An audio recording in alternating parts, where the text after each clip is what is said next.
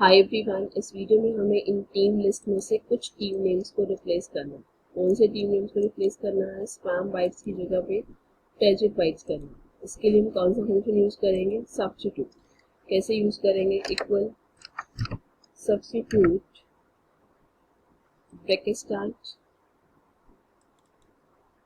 Text.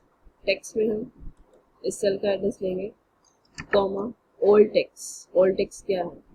Spam. Spam की जगह पे हमें टैग करना है तो हम ओल्ड में डालेंगे स्पैम और न्यू में डालेंगे हम tag. Bracket close plus enter. अब इसको हम नीचे ड्रैग कर देंगे। सी स्पैम बाइट की जगह टैजिक बाइट हो गया। टैजिक स्पैम टैजिक स्पैम टैजिक। Right? Clear? Thanks for watching this video.